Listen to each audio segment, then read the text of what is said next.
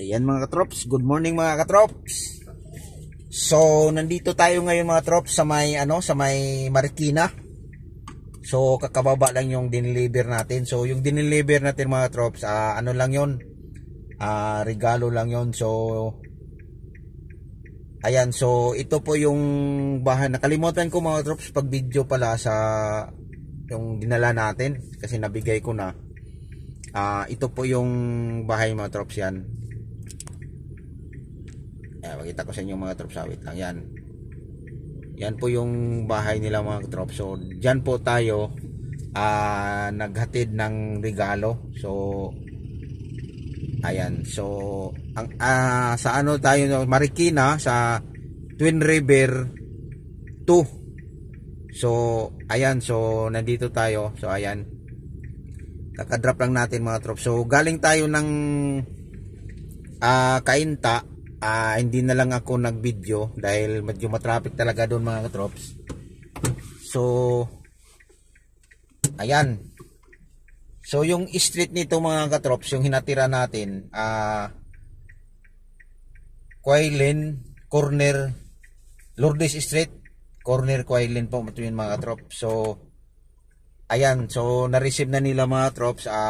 Babalik na tayo ng pupunta na tayo ng Makati. So ang gagawin natin ito, dahil medyo hindi ko familiar sa daan ito, dahil nasa Marikina nga, bihira lang tayo makapunta. So ang gagawin natin ito mga katrops, gagamitan natin to ng wish mga katrops, wish. So ayan, so gagamitan natin sila mga katrops dahil pag alam na natin yung highway, kasi ang daming pasikot-sikot mga katrops, daming mga one way dito, kaya hindi ko talaga natandaan kasi galing tayo ng Cainta, nag Marcos Highway na tayo, tapos sumulong. Ayan yung ano natin. So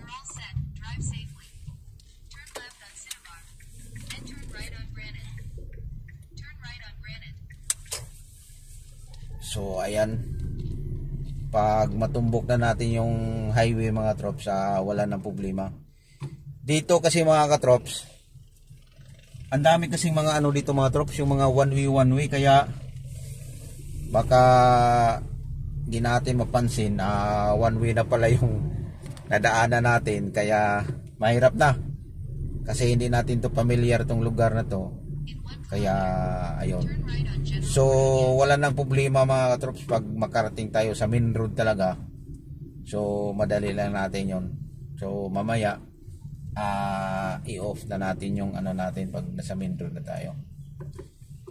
So dito lang tayo, mas malami. Alam mo talaga mga katrops, yung wish talaga pag umasa ka talaga sa kanya, hindi ka talaga ililigaw. Pero kung familiar ka sa kalsada, matumbok mo talaga yung sakto at saka madali lang. Kasi alam, familiar mo yung lugar yung wish kasi, yung wala ka namang alam, wala, pinaikot-ikot ka lang. Yung pala mayroon palang street na kalsada na madali lang sanang ano natin yung pupuntahan natin. Kaya ayun, so mapasalamat pa rin tayo sa wish mga trop dahil malaking tulong pa rin yun sa atin, lalong lalo na pag may pupuntahan tayo na na ibang lugar. Kaya ayun yung ano natin, yan yung na ano natin, sa malaking tulong natin sa ano natin mga katrops. So pupunta na tayo ngayon ng, sarap sana kumain ng mga bagong luto siguro kasi umusok-usok pa yung ulam niya mga katrops. Dunya Aurora, dito tayo naman kanina sa ano man to, Del Pilar. Ayan, so parang napansin ko na tong kalsada na to mga katrops. So kahapon mga katrops, yung biyahe natin malala. Grabe, ang sobrang traffic kahapon mga trops. Nung umuwi tayo, galing tayo ng Makati, nakarating tayo sa bahay mga 2 oras at 20 minutes sa sobrang traffic talaga. Grabe. Kaya ayun, so wala tayong magawa dahil ganito na talaga siguro sa Maynila.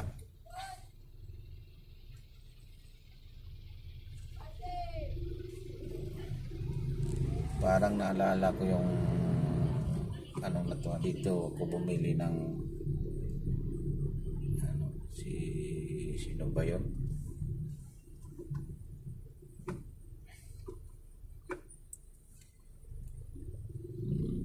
Ayan, so sana mga katrops walang traffic kasi mayroon tayong pipick upin sa Makati ng mga 9:30. Baka sana lang mag-abot natin yung sa Makati mga katrops dahil nandito pa tayo sa Marikina. So medyo malayo-layo pa yung bibiyahe natin. At saka sana walang traffic pagdating natin ng C5 o EDSA pa tayo dadaan ito.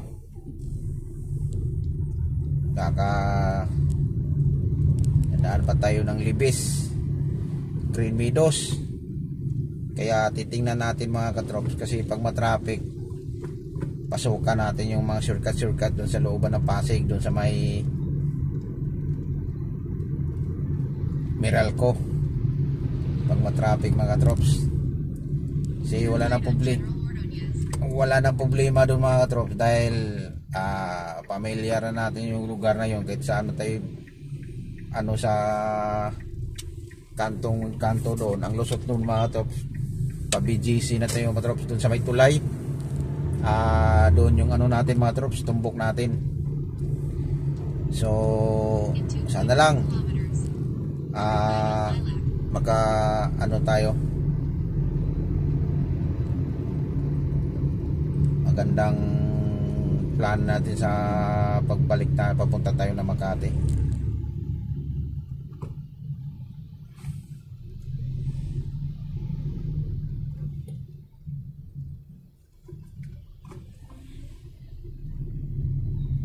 Kaya ayan mga katrops, so kumusta na kayo dyan mga katrops? Mamaya mga katrops kung matuloy na yung matuloy na yung home service, yung sa massage, ayan, so sigurado yun mga trops, gabing-gabi na tayo makauwi dahil nung linggo, yung sinabi ko na hindi nga natuloy, nag-cancel. Ngayon, mamaya nag-confirm na mag-massage. Kaya sana lang kung matuloy yun, sigurado na ito mga trops, abutan tayo ng mga siguro mga madaling araw na, eksakto siguro mga 12. Kaya yan yung estimate na lang natin yun mga trops, dahil pinaka yun pag magpamassage yung mga trops, mga 2 oras. Starting yung massage doon 9, 10, 11, tapos ihatid pa natin yun sa Manila kasi doon natin yung pipick upin. Doon banda sa sino bang nakapamilya dyan sa Manila, so yan doon yung banda. Tsaka siyempre pauwi pa tayo, malamang alauna na talaga, alauna ng umaga. Kaya ayan mga trops, so abang-abangan nyo mamaya yung video natin mga trops sa home service massage. At tsaka biyahe natin mamaya.